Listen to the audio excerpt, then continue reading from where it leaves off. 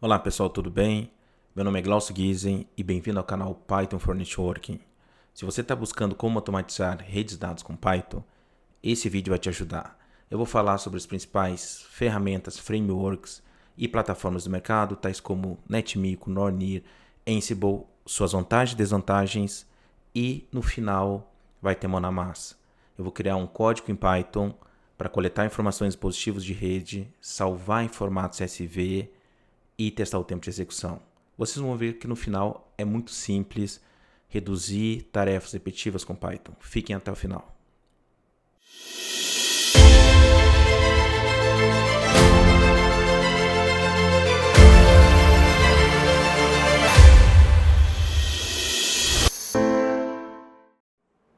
Vamos lá, pessoal. Vamos falar sobre ferramentas para automação de redes, por que Python, principais bibliotecas e frameworks para automação de redes, editores, IDE, Pythons e software para virtualização do ambiente de rede. E um código no final em Python para a gente trazer informações do dispositivo, salvar em CSV e mostrar a automação como um todo. Primeiro, ferramentas para automação de redes. Hoje nós temos dois pilares. Primeiro, linguagem de programação, onde nós temos Python, que é, acredito, a principal linguagem de programação. Existem outras como Go, Ruby, mas Python é uma linguagem que iniciou inicialmente com foco em script e foi desenvolvendo para diversas outras aplicações. Então Python é uma linguagem hoje melhor para se utilizar, tem uma comunidade muito grande, nós temos bibliotecas, conforme nós vamos comentar aqui com vocês, que suportam a linguagem de programação Python. Quando a gente vai para ferramentas open source, aí nós temos três principais ferramentas. A primeira delas, Ansible. Ansible é uma plataforma da Red Hat. Nós temos aí duas versões de produtos, produto gratuito e produto pago, que tem uma interface gráfica, mas o produto gratuito ele começou o Ansible automação em cima de servidores Windows e Microsoft e evoluiu para o campo, para o segmento de rede. No Ansible você não tem a mesma flexibilidade no caso de você criar o próprio código em Python. A grande vantagem do Ansible é a curva de aprendizado, é muito simples. O próprio fabricante, o vendor ou a própria comunidade desenvolve módulos, você utiliza esses módulos para determinadas plataformas, é multivendor, e você utiliza esses módulos com funções específicas para você automatizar, seja ela obter configuração de dispositivos, configurar um SPF, configurar um BGP. Então são diversos módulos que foram desenvolvidos para o Ansible. Uma ferramenta bastante utilizada, é uma ferramenta com fácil acesso e uma curva de aprendizado bem pequena. Quando a gente vai para Nornir, Nornir já é o puro Python. Nornir ele é um framework basicamente é uma coleção de módulos, códigos e funcionalidades principais que você reutiliza para facilitar na criação do seu projeto ou aplicação. O Nornir ele é um puro Python porque ele tem uma flexibilidade muito grande, porque eu trago ele direto como importação numa biblioteca no Python. Então eu consigo com o Nornir trazer a questão de gestão de inventários e a questão da concorrência. Então quando você começa a trabalhar com um número grande de dispositivos para automação, nós estamos falando aí 50, 100, 1000 dispositivos, o Nornir ele traz a conexão, ele traz o processamento assíncrono, ele traz multithreading. Então isso é uma vantagem, o próprio Ansible também faz. O Ansible também foi desenvolvido em Python, só que o Ansible ele traz já uma plataforma para você utilizar. O Nornir você cria o seu código e utiliza o framework Nornir para gestão de inventários e para a questão de todas as funcionalidades com as bibliotecas. Então o Nornir hoje ele tem plugins para as principais bibliotecas utilizadas no mercado para conexão com dispositivos. Nós temos aí o NetMico, nós temos o Scraply, nós temos várias outras bibliotecas que é muito utilizado para você automatizar rede. Então isso você consegue fazer até com o próprio Nornir, por exemplo, trazendo já alguns códigos prontos que você somente utiliza no framework. O PyATS foi desenvolvido pelo fabricante, pela Cisco, inicialmente como um framework de teste, e depois eles colocaram na comunidade, trazendo um conjunto de aplicações dentro do PyATS, nós temos o JNE, que é um parser, como também o TextFSM, que é um parser para estruturar o teu dado. Então, na saída de comando, por exemplo, eu dou um comando para obter informações de interface, ele vem num primeiro momento com uma string. O parser JNE ou TextFSM, ele traz para você um dado estruturado para você conseguir navegar e obter esses dados de uma maneira muito mais simples. Então, o grande propósito da automação é você trazer as informações que eram informações de uma maneira legada, não eram informações com uma representação de dados padrão de mercado, como um JSON, por exemplo, e você trazer isso de uma maneira estruturada para você utilizar essa informação para um uso na sua automação, seja para obter coleta de informações, seja para configurar diversos dispositivos, reduzindo seu tempo aí na automação de horas e minutos até para segundos, uma vez que você faz isso de uma maneira única, né? Eu não entro dispositivo por dispositivo. Bom, o porquê Python, eu já comentei que é uma linguagem muito utilizada, é uma linguagem interpretada, que nós chamamos, ou seja, não precisa ter um compilador, você utiliza o Python com o interpretador em diversos sistemas operacionais, então tem uma portabilidade muito grande. Tem suas vantagens, desvantagens. Uma linguagem compilada como o C++, por exemplo, C ou C++, você precisa ter um compilador e depois da execução desse código é transformado o código num binário, né, e executado. Já o Python, ele corre no interpretador e executa no interpretador linha a linha. Tem suas facilidades, tem suas desvantagens em termos de processamento, mas quando você está trabalhando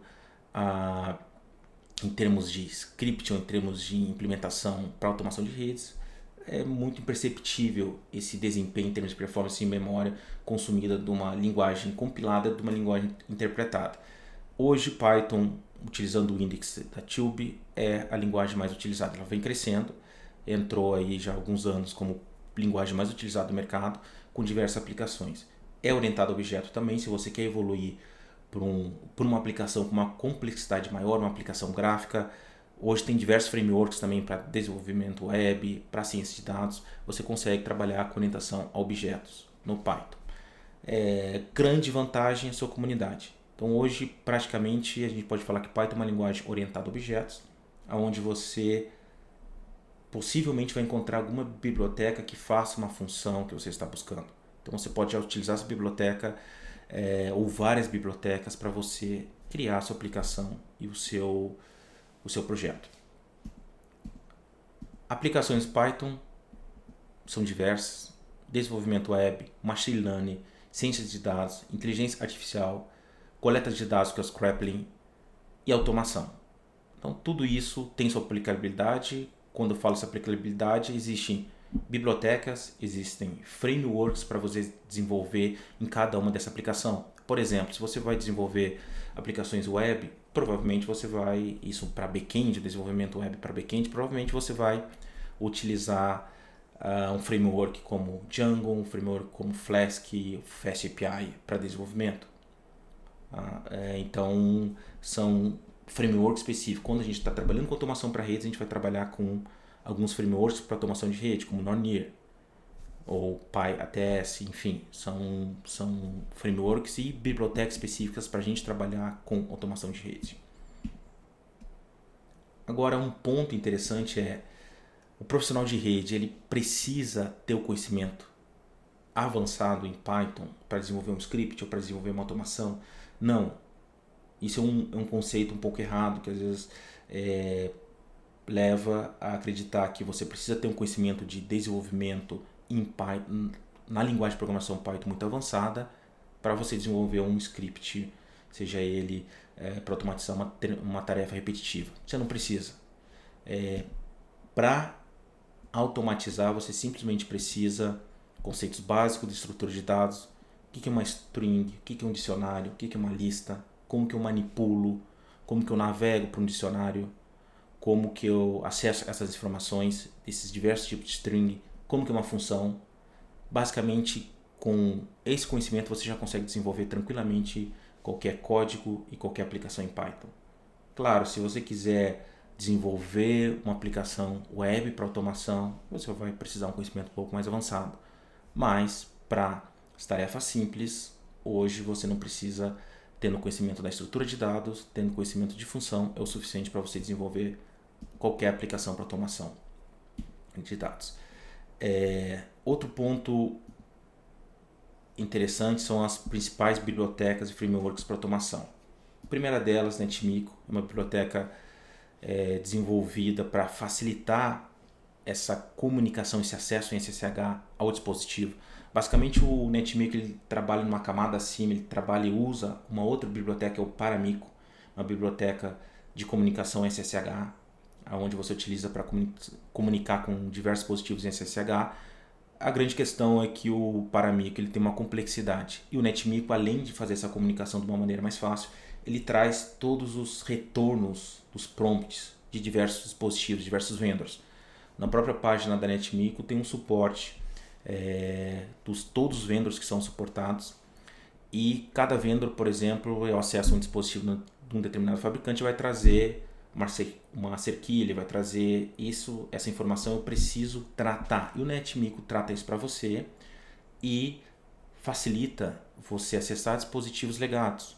O que são dispositivos legados? São dispositivos que não utilizam protocolos ou tecnologias mais novas, como o REST API, como são dispositivos que a gente precisa entrar com linha de comando. Então eu tenho um dispositivo legado que eu somente opero com linha de comando, eu consigo com o NetMiko automatizar, escalar isso para um número muito maior de dispositivos através do script do que entrar em cada dispositivo via SSH, entrar com comando, capturar esse texto e trabalhar nesse dado.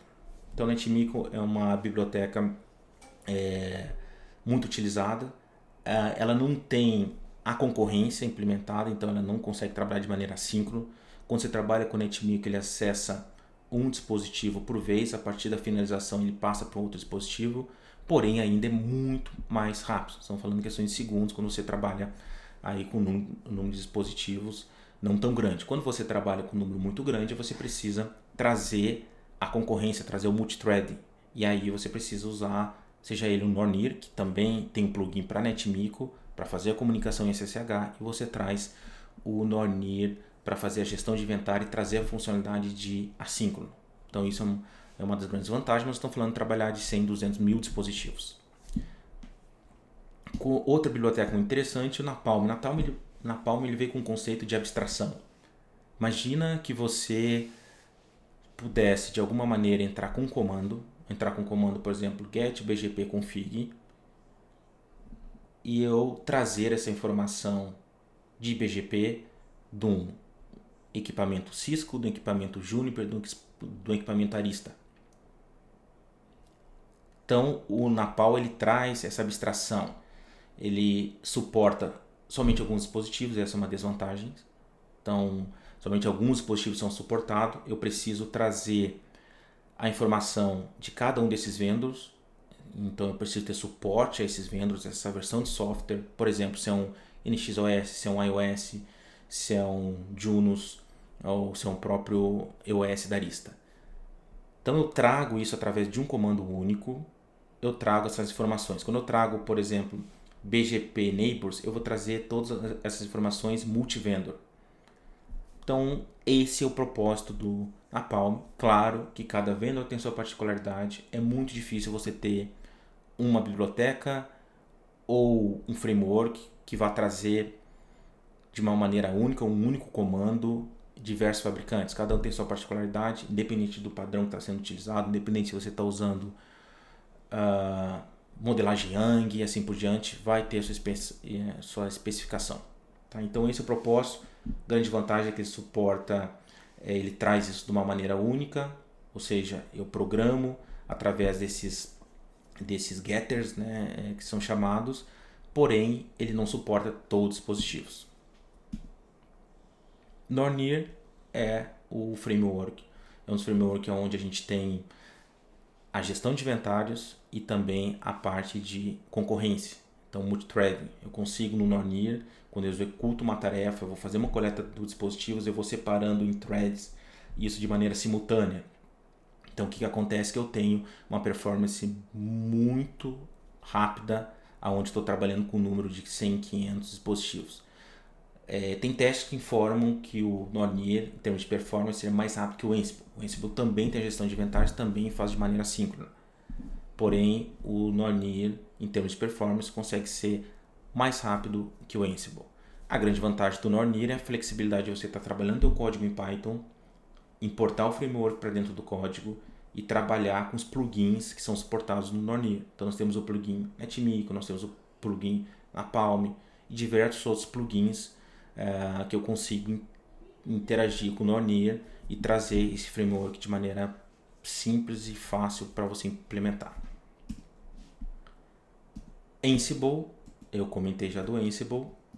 Ansible é uma ferramenta, primeiramente foi adquirida aí pela Red Hat, uma ferramenta hoje bastante utilizada. A grande vantagem do Ansible é a curva de aprendizado. É muito rápido, né? O Ansible você não precisa ter conhecimento de Python, nenhum conhecimento. O Ansible simplesmente você precisa saber tratar a representação de dados em YAML e a partir disso saber trabalhar com os módulos. Então as chamadas de cada módulo, criar o playbook e você rapidamente já consegue executar. Essa é uma vantagem. Outra vantagem, a desvantagem é a flexibilidade, que você, claro, vai depender do módulo específico de cada fabricante e vai seguir uma estrutura não tão automatizada. Existem as tarefas que você vai fazer, dentro do playbook você vai criar as tasks, porém não é um código desenvolvido em Python que você próprio cria e escala, flexibiliza. Bom, ferramentas Python para desenvolver código em Python, software para virtualização de ambiente. Então vamos lá. Hoje nós temos editor de textos e temos IDEs. IDE é um editor de texto com funcionalidades avançadas. O IDE ele traz alguns plugins onde facilita o teu desenvolvimento de código, facilita o teu troubleshooting, mostrando se existe um código, existe uma vírgula, existe um colchete que está faltando. O próprio IDE traz isso para você. Então eu aconselho começar com IDE. Eu comecei com o PyCharm. PyCharm é uma ferramenta muito boa. Hoje tem a versão profissional e migrei para o Studio, para o VS Code da Microsoft. Então, qualquer um dos dois, hoje eu trabalho com VS Code, qualquer um dos dois você consegue desenvolver e traz diversos plugins para facilitar o teu desenvolvimento de código. Então, por exemplo, até no VS Code, que a gente vai mostrar aqui no caso de uso, eu consigo usar um plugin para fazer um Remote SSH, eu conecto esse dispositivo e na minha interface local do meu VS Code eu rodo o código. Existe um VS Code Server rodando no meu servidor Linux e o meu client rodando no meu computador. Então eu consigo desenvolver diretamente o código no VS Code. Ambientes de virtualização, quem não conhece, temos dois principais ambientes de virtualização, softwares para virtualizar a rede. Então nós temos GNS3, bem antigo, IVE, NG também. Os dois são virtualizadores de redes com diversos fabricantes, onde você consegue subir diferentes tipos de imagem. Então o GNS3, eu usava bastante GNS3, agora já estou usando mais IVE, NG, e qualquer um deles você roda o sistema operacional do fabricante, de diversos fabricantes. Então você precisa de uma máquina com recurso, você roda ele num hypervisor, um VM Player ou algum outro VM Player de mercado, e você roda ele facilmente, consegue fazer testes e até simulação do seu ambiente. KVM, basicamente o hypervisor KVM, né, o QEMU, ele roda tanto no GNS3 como no IVE, ele roda, né, de fundo, ele roda em cima de KVM. Agora você pode ter uma distro, um sistema operacional Linux, uma distribuição, e você subir o KVM. O grande problema disso é não ter uma interface gráfica. Então o GNS3 e o IVE ele faz esse trabalho em cima do KVM, traz uma interface gráfica para você ter toda a parte de facilidade na hora de criação do seu ambiente. Tá? Então qualquer um desses dois softwares são facilmente utilizáveis, sem custo, gratuitos. Bom, vamos para o código em Python. Bom pessoal, vamos para o código propriamente dito, que O objetivo é primeiro a gente acessar os dispositivos que estão rodando no ambiente virtualizado ING através da biblioteca NetMigo, coletar informações dessa biblioteca, salvar essas informações em formato CSV e avaliar o tempo de execução. Isso aqui é o macro. E aqui são as tarefas que a gente vai executar. Primeiro a gente acessa um dispositivo, depois acessa os 4 dispositivos, traz a coleta de dados, avalia como que é entregue essa coleta de dados, depois utiliza a parser para estruturar essa coleta de dados e a gente salva essas informações que estamos buscando em formato CSV e o tempo de execução. Primeiramente, sobre VS Code. VS Code é o IDE, então dentro do VS Code eu tenho primeiro algumas extensões. Essas extensões, quando você instala o VS Code, ele vem sem nenhuma extensão. São extensões, são plugins que você instala para diversas funcionalidades. Por exemplo, esse plugin Remote SSH é um plugin para você fazer o acesso a um servidor, ou seja, rodar o VS Code. Eu rodo o VS Code Server no servidor e o VS Code Client na minha máquina. Então eu consigo, no meu servidor de automação, conseguir desenvolver o meu código, minha aplicação, meu projeto diretamente no servidor. Então isso é muito, muito interessante, porque esse acesso que eu estou fazendo desse arquivo já é direto no diretor, no servidor. Então eu estou criando, eu venho, por exemplo, aqui eu crio os remotos SSH, acesso qual que é o diretório que eu quero acessar e a partir daí eu tenho acesso ao servidor. Então esse código, quando eu estou salvando, eu estou executando no servidor de Linux, que é um Red Hat 9. Outro ponto interessante é a virtualização do ambiente. É interessante você criar uma virtualização para o ambiente, porque diferentes versões, tanto de biblioteca como do próprio Python, pode não funcionar. Você faz uma atualização de uma versão do Python, por exemplo, 12 para o 13, e pode ser que seu código não funcione porque a biblioteca não tem suporte ao Python 13. Então é interessante você ter esse ambiente virtualizado para o desenvolvimento do código, e aí você mantém isso isolado e trabalha com diferentes ambientes virtualizados. Eu quero testar, eu posso criar outro ambiente, testar uma determinada biblioteca, eu não instalo tudo isso no meu sistema operacional e aí fico só com uma máquina com um versionamento. Tá? Então isso é importante. Então vamos agora direto pro ambiente virtual.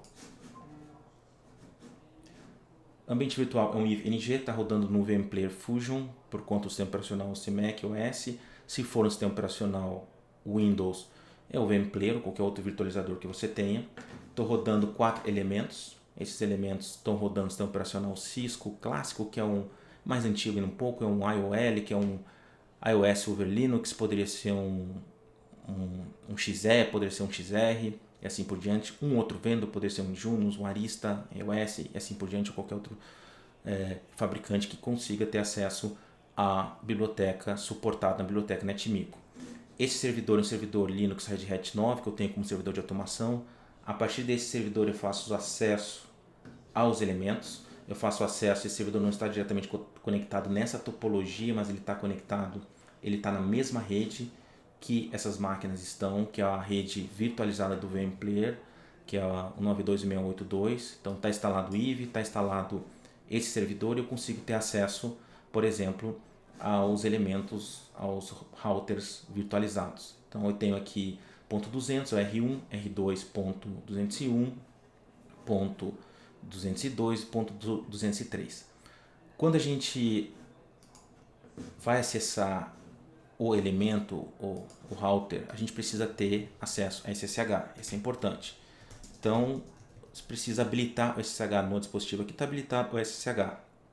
Então, eu vou remover essa configuração, que é excluir a chave SSH. CryptoKey. Estou excluindo username.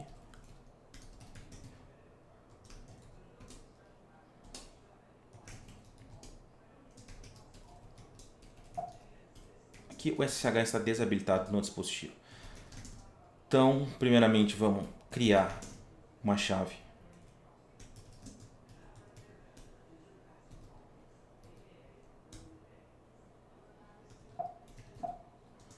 RSA, tamanho da chave. RSA, módulos 4094. Já crio nesse tamanho de chave porque vários sistemas operacionais novos não suportam tamanho de chave menor para RSA. Então, é interessante você já criar 4094. Por exemplo, 2048, 1024, pode ser que o sistema operacional, o servidor, não suporte. Recomendação para o servidor de automação, sempre um servidor Linux com qualquer distro, pode ser um Ubuntu, pode ser Rock Linux, qualquer sistema operacional Linux, qualquer distro. É o mais adequado para você estar rodando, até pelo próprio Python, o interpretador Python. Então aqui eu já habilitei o SSH. Eu preciso agora, nas interfaces virtuais VTY, só criar. Antes disso, deixa eu criar o usuário.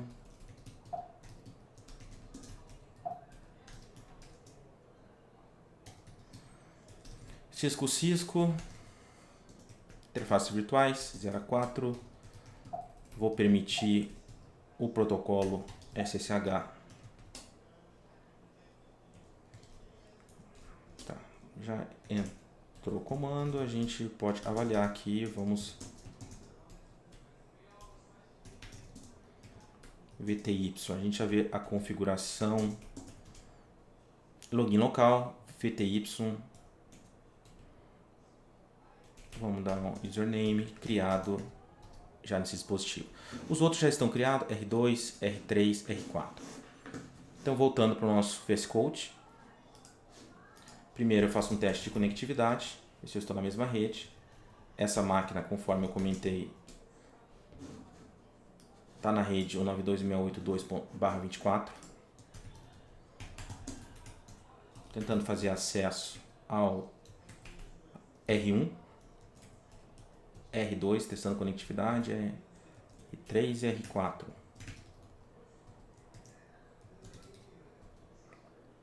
Importante, rapidamente aqui para vocês, importante que eu comentei das configurações quando você configura o client do servidor Linux. Então é importante que, por exemplo, para evitar problemas de conexão, você desabilitar a checagem de chave na autenticação, ou seja, não ter autenticação, a checagem de chave na autenticação do SSH, e adicionar essas cifras. São cifras mais antigas para dispositivos legados que às vezes sistemas operacionais novos não suportam. Então você precisa adicionar no teu SSH config, que é o teu SSH client do lado do servidor. Então é importante isso para você não enfrentar diversos problemas de erro. Então, primeiramente aqui a gente precisa agora então instalar a biblioteca Python, NetMico. Então, pipelist, eu listo todas as bibliotecas instaladas nesse meu ambiente virtual. Pipe é o gerenciador de pacotes para Python. Então eu tenho aqui já NetMico instalado. O NetMico instala algumas outras bibliotecas, alguns outros pacotes junto. Paramico, porque ele simplifica o Paramico, ele trabalha uma camada acima do Paramico, trazendo facilidade na conexão SSH e também trabalhando com os prompts, com as entradas de diversos vendors. Quando eu estou trabalhando com o vendor A, com o vendor B ou com o vendor C, eu tenho, na hora do prompt, eu tenho, por exemplo, uma entrada no meu prompt é uma cerquilha, outro pode ser um jogo da velha, assim por diante. Tá? Então, basicamente, eu vou fazer o acesso, vamos entrar na página de documentação da NetMico. Essa é a documentação da NetMico. No GitHub, você procura lá por NetMico. Ele já vai trazer uma das primeiras páginas, que é um GitHub. Esse é o desenvolvedor. É o que criou a biblioteca, né? E o mantenedor, como também apoio da comunidade. Tá? Aqui as plataformas, a gente pode estar vendo as plataformas suportadas. Os principais vendors de mercado hoje, dispositivos, suportam o NetMico. Então foi feito um teste e todo um ajuste, né, para conseguir comunicação com cada dispositivo. Tem um delay, tem o dispositivo espera um caractere de entrada quando você vai fazer o CLI. Então, todo esse trabalho o NetMico fez para facilitar esse seu acesso e trabalhar com comandos, ou seja, com CLI, comandos legados, porém eu consigo automatizar isso para vários dispositivos. Para a gente começar o acesso à biblioteca, o código. Então aqui primeiro eu acesso o módulo NetMico, trago no módulo NetMico, importo uma Factory Function, não é uma classe propriamente dita, é uma Factory Function. Factory Function ela serve como ponto de entrada para você, ele vai, claro, definir aqui primeiramente na classe, a classe é a Base Connection, mas o Factory Function ele vai selecionar a classe correta baseado no tipo do dispositivo. Então, se é um dispositivo Cisco, ele vai trazer a classe que foi criada para Cisco, ou seja, o objeto vai trazer métodos e atributos vinculados a Cisco. Tá? Informações, vai trazer funções e vai trazer não só toda a questão de configuração adequada para cada plataforma. Então, primeiramente, aqui ele cria uma variável e atribui esse dado, essa variável, na memória. Então, objeto, no Python tudo é considerado objeto, tá? Eu não vou entrar nesse detalhe agora, mas enfim, isso aqui é uma variável, um nome de variável que aloca na memória esse dado. O que é esse dado? Esse dado aqui, ele é um dicionário. Quando eu tenho chaves, é uma estrutura de dados de dicionário. Dicionário é chave-valor. Eu trabalho com uma estrutura de chave, valor, chave e valor. Eu posso ter lista, que é uma sequência de itens. Dentro dessa lista eu posso ter diversos tipos de estrutura de dados. Posso ter inteiros, posso ter string, uma sequência de caracteres, inteiros, são números inteiros. Posso ter float, que são números fracionados. Então tem diversas estruturas principais, chamadas primitivos aí para o Python, que utiliza, que você vai utilizar em diversos tipos de bibliotecas ou funções. Tá? Primeiramente, ele pede estrutura, passar o device type, é Cisco iOS, é o clássico, o endereçamento IP, no caso R1 192.200,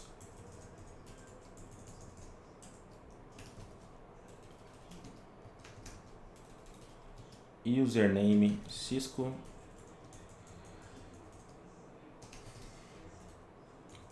password Cisco. Então vamos lá. Como é opcional, eu removi.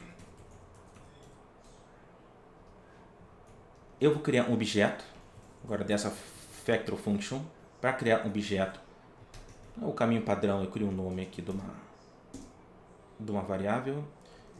Esse seria o caminho padrão do objeto, eu passo o argumento. Nesse caso, a documentação explica, eu tenho que passar um dicionário, que seria esse meu dicionário R1. Quando eu crio dessa maneira sem Context Manager, eu tenho que gerenciar fechamento e abertura de conexão. Se eu estou trabalhando com arquivo, com outra biblioteca, eu tenho que estar trabalhando com abertura e fechamento de arquivo. Então, o Python tem a funcionalidade que é o Context Manager, que é o IFS. É a mesma coisa, só que o Python gerencia isso para você. Então, eu não preciso me preocupar em ter algum método para fechamento de conexão, fechamento de arquivo. A partir do momento que eu criei esse objeto, eu já começo a ter acesso aos métodos dessa classe. Então vamos passar aqui o R1, que é o dicionário, e aí eu começo a ter as funções da biblioteca. Então no caso, o send comando, para enviar comando, eu poderia mandar um comando de configuração, se eu quero fazer uma configuração. Por que tem esse método? Esse método, por exemplo, quando eu mando uma configuração de um arquivo, já é pré-configurado na biblioteca, nesse comando, nesse método, que vai ter um config-t se for um dispositivo plataforma Cisco, por exemplo. Então eu não preciso dar um config-t. A hora que eu estou dando comando, já entende que você vai operar no dispositivo em configuração, não em exec mode. Então, por exemplo, quando eu coloco send command, eu estou coletando informações em exec mode, principais comandos exec mode, show version, show interfaces, show IP routing e assim por diante. Então vamos mandar um comando, que seria aqui show version.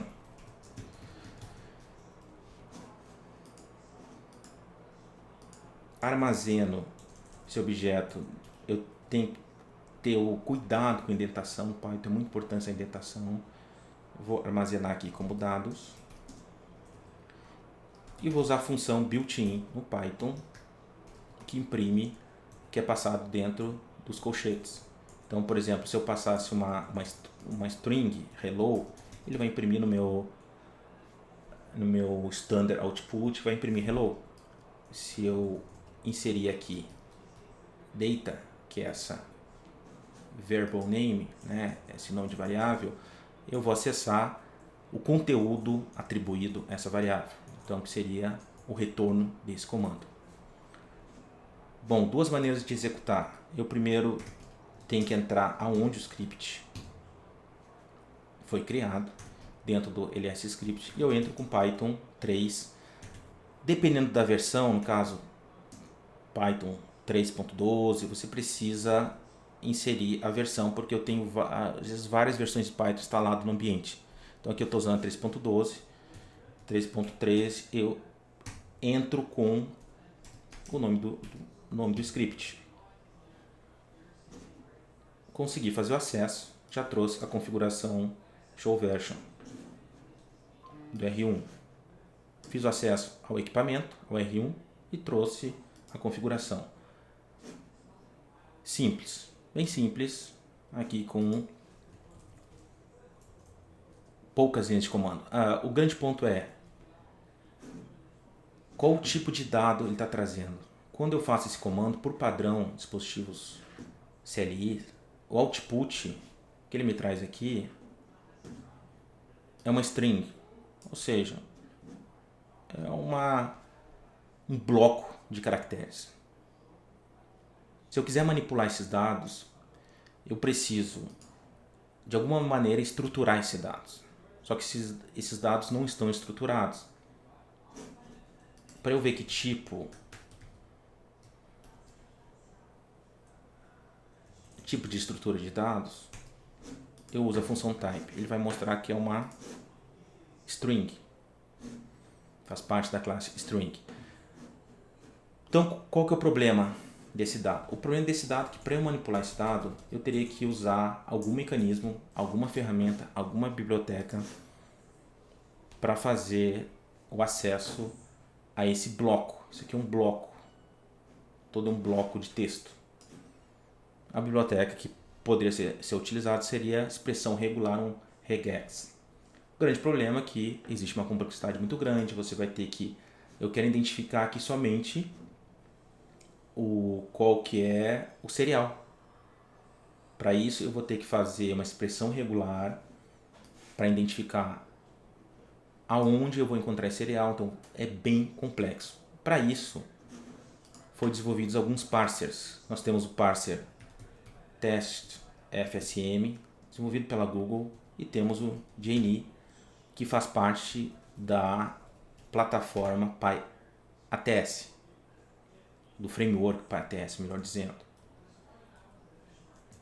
O Text FSM é um parser que aí o que foi desenvolvido aí por alguns contribuidores, como a empresa NTC, por exemplo.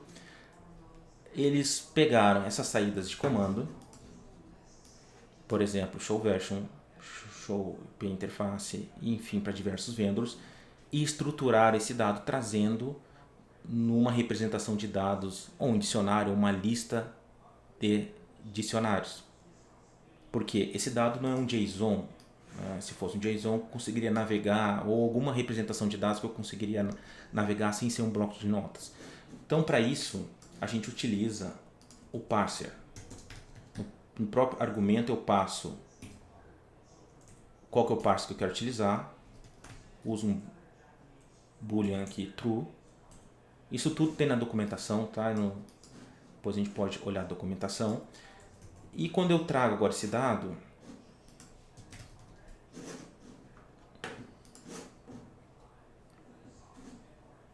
eu trouxe esse dado, no primeiro momento parece que o dado está mais confuso, pelo contrário. Esse dado, ele é um dicionário nested, ou seja, aninhado, um dicionário dentro de uma lista. Vamos facilitar essa visualização, vamos trazer uma outra biblioteca que já foi instalada, Rich.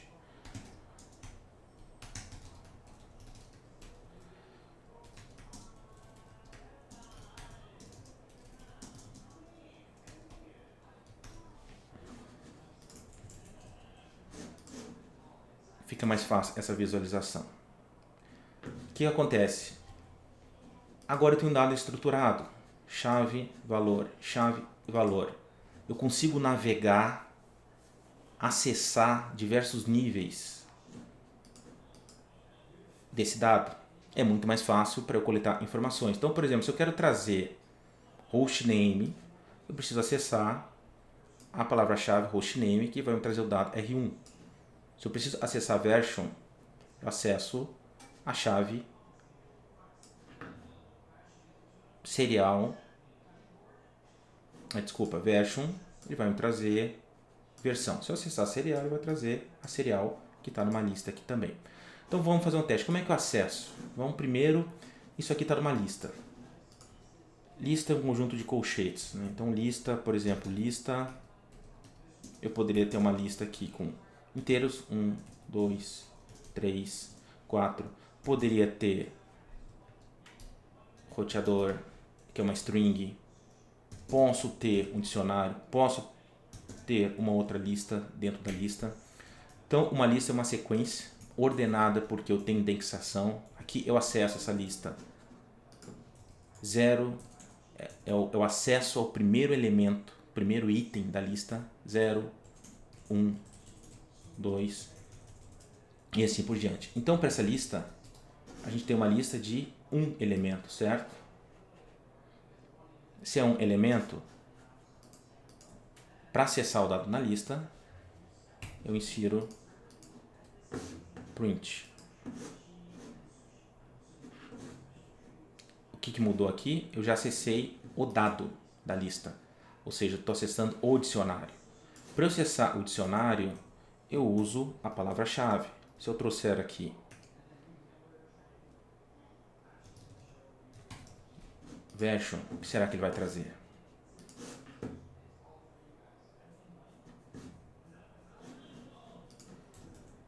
Aqui teve um errinho de sintaxe, tá? Então, de novo, tira.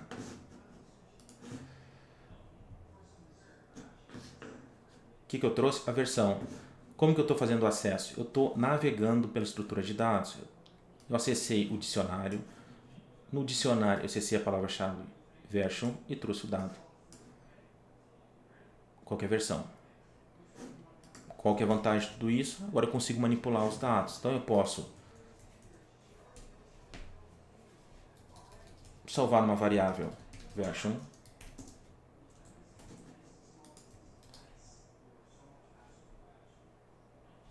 hostname,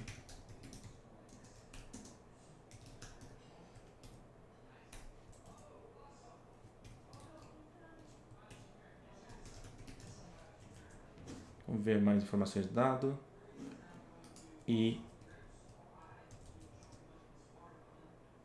estou buscando serial.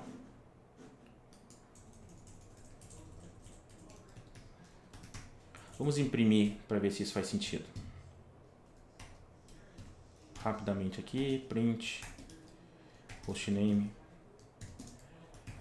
Eu vou usar fstring, onde eu consigo trazer outros tipos de estrutura de dados na string.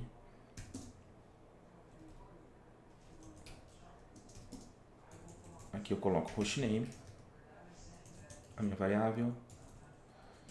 Vamos colocar serial version.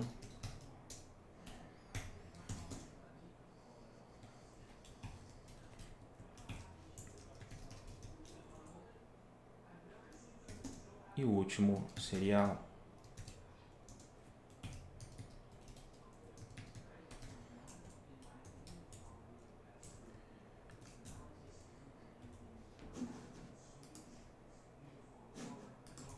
Ou seja, ele já reclamou que não encontrou não tinha serial. Vamos executar direto lá no próprio Python. Eu já trouxe agora as informações. Um ponto de atenção é que no dado, é um dado aninhado, né? No dado do serial eu estou trazendo uma lista. Para eu acessar corretamente, eu tenho que entrar em mais um nível, acessar como é uma lista de um elemento, para trazer o dado exatamente fora da lista. Está aqui o dado. Perfeito. Então, vamos colocar comentário. Agora eu preciso acessar os outros dispositivos e trazer essas informações usando uma outra biblioteca para a gente fazer a parte de CSV. Então vamos lá. Outros elementos, como que eu trago? Vamos fazer isso para R2, para R3, para R4. R2, R1, R3, 202, 203, R4. Todos mesmo usuário, mesma senha. E aí aqui vem um outro ponto de atenção.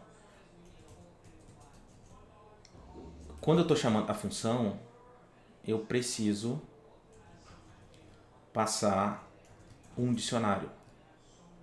Então, para isso, se eu tenho múltiplos dispositivos, eu preciso de alguma maneira criar um mecanismo, uma lista, ou através de um loop, passar somente um elemento por vez. Como que eu posso fazer isso? Eu crio um loop. Eu posso criar uma lista aqui de devices, primeiro. É um caminho. Existem várias maneiras de implementar. Não existe a melhor ou mais adequada. Desde que você trabalhando, claro, corretamente com os argumentos necessários de cada função.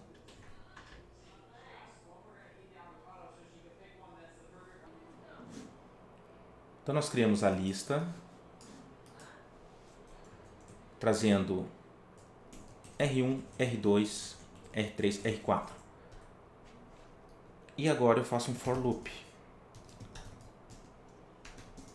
For loop de device em device. Poderia ser qualquer nome essa variável temporária. Essa lista poderia ser dispositivos, qualquer outro nome. Essa variável temporária, quando a gente faz o for loop, estrutura condicional, eu simplesmente estou passando cada elemento da lista para essa variável temporária. Então, nesse caso aqui, eu estou passando R1 para variável temporária device, e aí eu faço a tratativa para cada o que eu quero com esse conteúdo. Então, o que eu vou fazer? Indentação, colocar essa estrutura toda dentro do for loop. Ao invés de passar R1, eu vou passar device. Então, automaticamente eu vou fazer a primeira conexão no R1, finalizo, obtenho essas informações, faço a segunda conexão no R2, segunda interação do loop, terceira interação no R3 e quarta interação e assim por diante.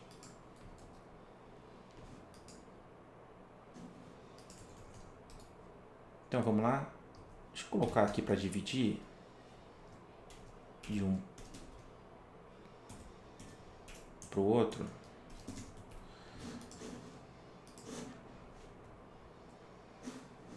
Eu estou acessando todos os dispositivos.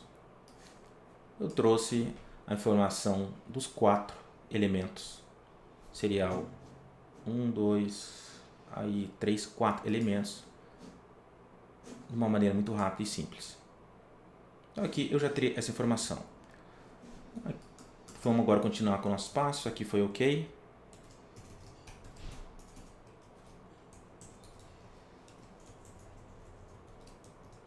Concluído.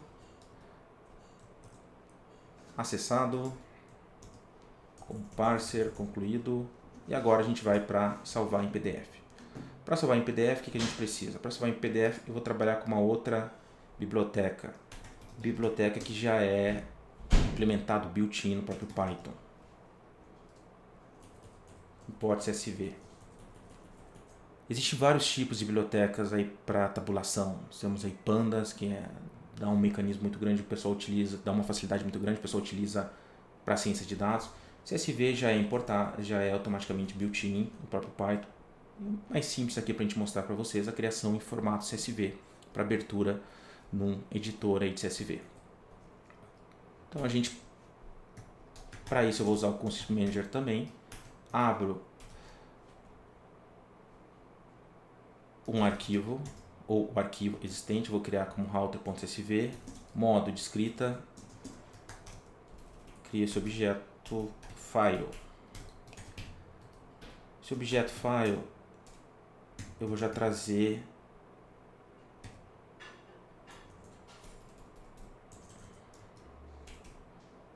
eu vou passar ele para dentro do método write.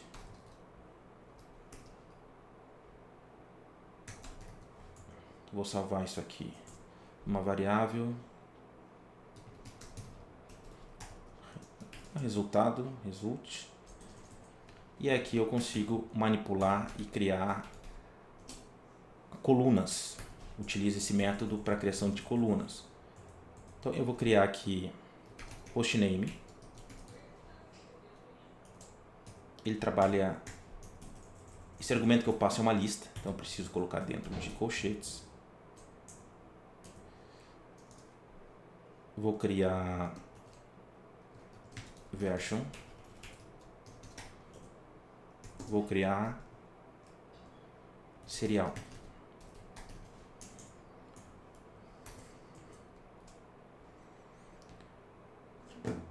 Bom, vamos ver se vai funcionar. O arquivo não está criado. Não existe arquivo criado, certo? Então se eu estou dentro desses scripts, não tem arquivo criado. Provavelmente ele vai dar um erro, porque o arquivo não está criado.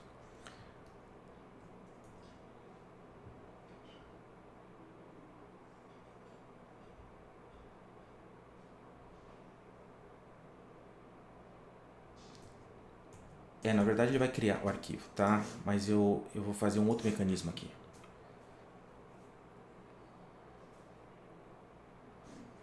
Tá, vamos ver se ele criou. Ele vai criar o arquivo, conforme eu falei. Criou o arquivo e já criou as colunas. Eu tenho as colunas mencionadas. Qual que é o problema? Qual que é o problema desse cenário? O problema é se eu não tenho, por exemplo, se eu tentar rodar de novo,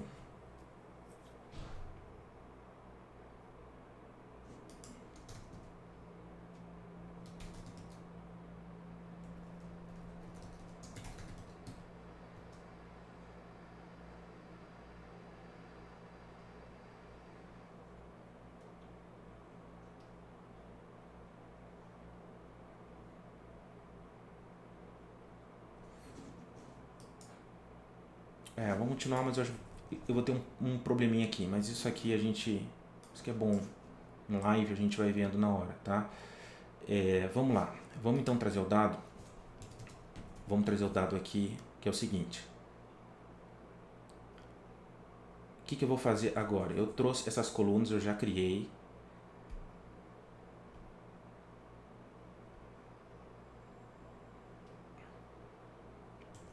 perfeito. Qual que é o ponto aqui? Eu preciso criar esse arquivo antes, porque eu preciso criar essas colunas antes de passar esses dados, porque o próximo passo eu vou escrever em cada coluna que eu já preciso dessa coluna criada, porque toda vez se eu criar, eu vou estar recriando esse arquivo, e toda hora que eu recriar eu vou estar apagando essas informações. Então o interessante é eu criar esse arquivo antes. Para isso, eu preciso ver se o arquivo está criado. Deixa eu deletar ele aqui primeiro. rm-rf. Tá.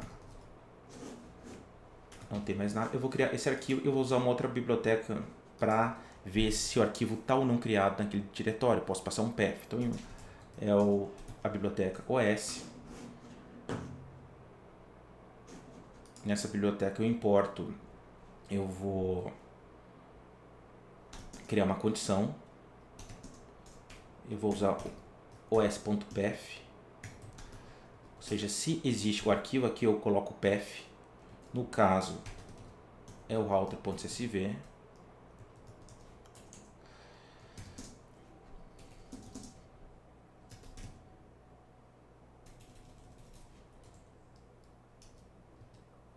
Eu já tenho a estrutura aqui, indentação, eu estou criando esse arquivo.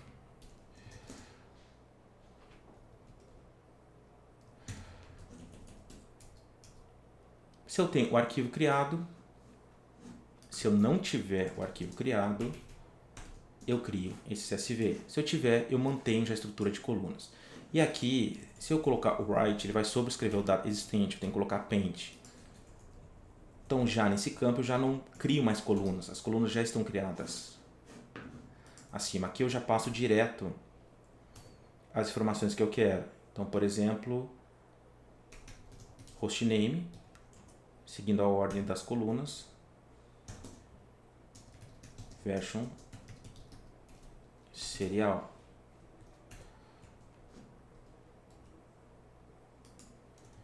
É isso.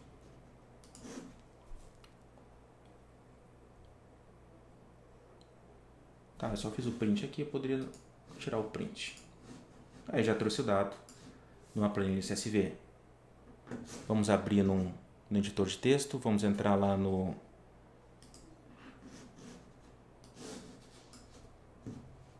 Red Hat 9. Tá aqui o diretório. Abrir com o editor de texto.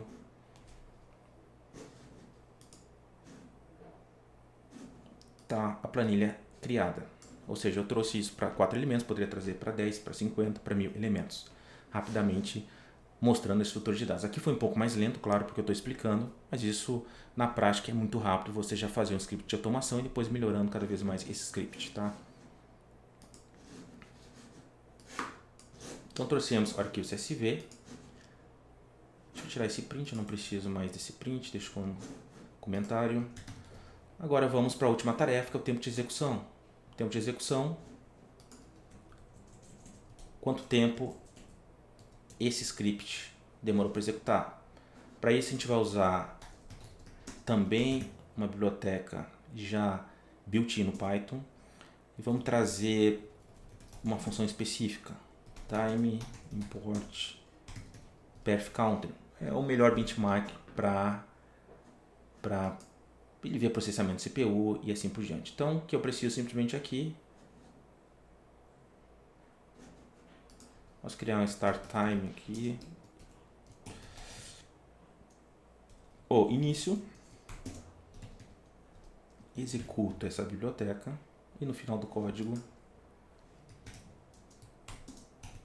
executo essa função, trago o retorno. Essa função, o que ele traz? Ele traz desde 1970, existe um número em segundos, então ele retorna para você em segundos, e aí ele, quando eu executo essa função, ele vai me trazer, se eu der um print aqui, ele vai trazer um número.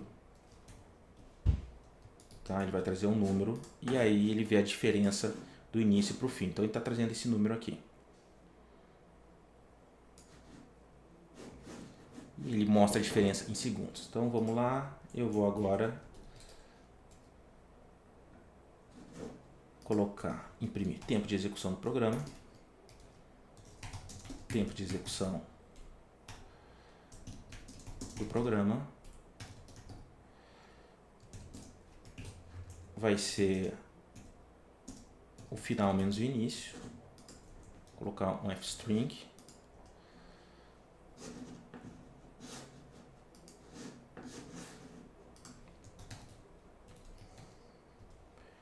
deixa eu remover até o tempo também de criação do arquivo, tempo de execução, -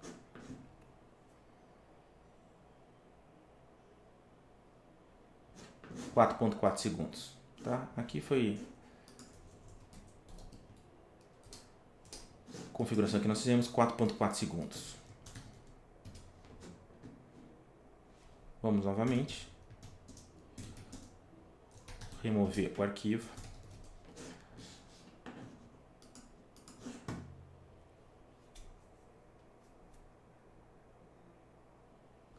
4.3 segundos. Então esse é o tempo de execução, te mostra aí uma automação que reduz o tempo gasto. Um tempo aí de horas ou minutos até para segundos. Um simples código, então esse código aqui são poucas linhas. Eu poderia aprimorar, tirar essa parte de inventário, então tirar esse inventário e colocar num outro arquivo .py, criaria como módulo e importaria aqui como módulo e traria somente esse acesso dessa constante aqui no próprio passar o argumento, ou seja, o arquivo ficaria mais limpo, tá?